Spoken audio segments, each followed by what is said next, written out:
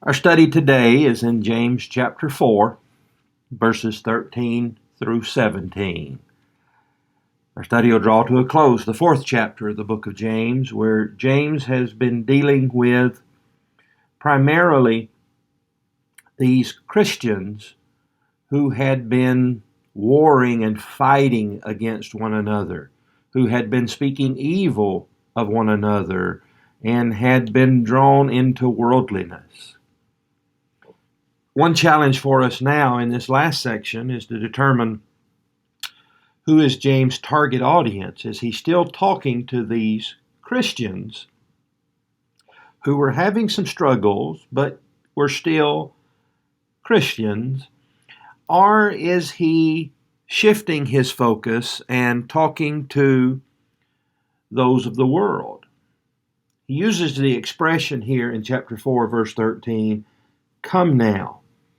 The same two words that he'll use at the beginning of chapter 5 when he addresses the rich, who in that section were so full of evil and wickedness that I think we have to make the assumption that he's not talking to Christians in that section, or at least not talking about Christians in that section. And so does the coupling of these two sections with the phrase "come now" indicate that all of this is talking to these worldly rich people. Another thought that jumps out at us, it's not proof by any means, but he doesn't in this section, starting in chapter 4, verse 13, through the end of chapter 5, verse 6, he doesn't use his common expression to refer to these Christians, and that is, "my brethren." And so it could be that in this section, chapter 4, verse 13, through chapter 5, verse 6, that these admonitions and condemnations were not targeted at these Christian brethren, but were targeted at their oppressors, the worldly rich people. But regardless of their initial target audience, there are lessons that we can learn and some applications that we can make in our life today. He says to them, "Come now, you who say, today or tomorrow, we'll go to such a city, spend a year there, buy and sell and make a profit." They had made plans. They had made monetary business plans of what they were going to do and the profit they were going to make. James says, here's what you should have done. Verse 14, "Whereas you do not know what will happen tomorrow.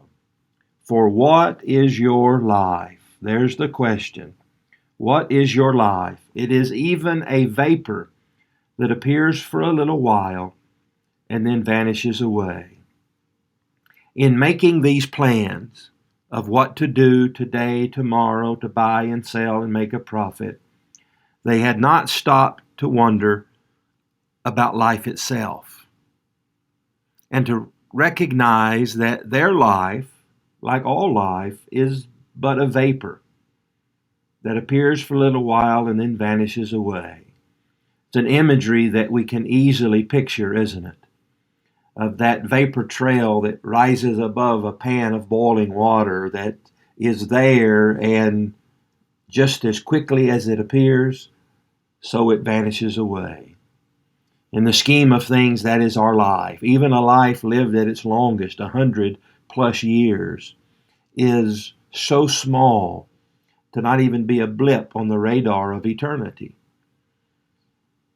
And so you make these plans not recognizing the brevity and the frailty of life. Now, what's important for us to note here is James is not condemning the making of plans, because he goes on to say in verse 15, "Instead, you ought to say, if the Lord wills, we will do this or that." And so James wasn't condemning the making of plans. Neither was he condemning the making of commerce, the buying and selling and making a profit. What he was trying to correct was making those plans, engaging in that commerce, without considering the Lord and without considering the brevity of life. And so what you ought to have said is, we'll go to such and such a city, spend a year there, buy and sell and make a profit, if the Lord wills. There's the key phrase that needs to be included in the making of our plans. Now, it's important for us to recognize that that expression, if the Lord wills, isn't just some magic formula that we can throw on as a tagline to whatever we might say. It has to truly be a mindset, truly be our understanding that God controls our lives and that our lives are brief. You know, this brings to mind the story that Jesus told in Luke chapter 12, where he talked about the man who had so many possessions that he said he would tear down his barns and build greater.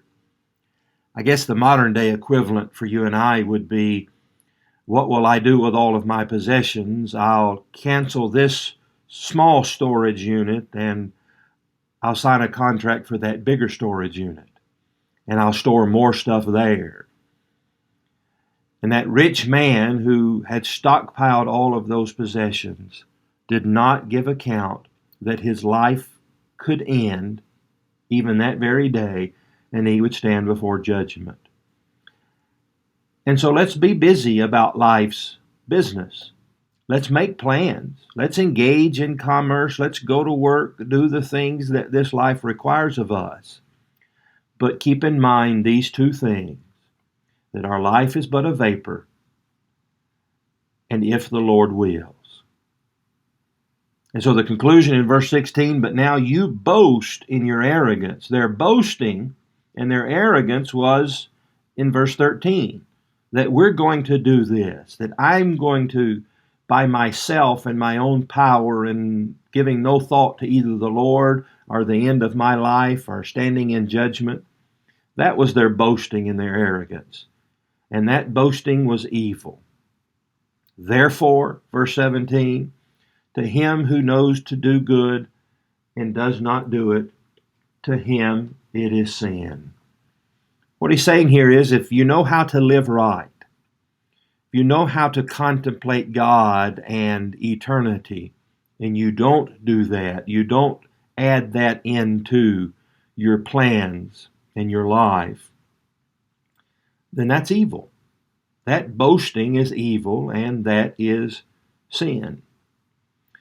So it's not a sin to buy and sell. It's not a sin to make plans.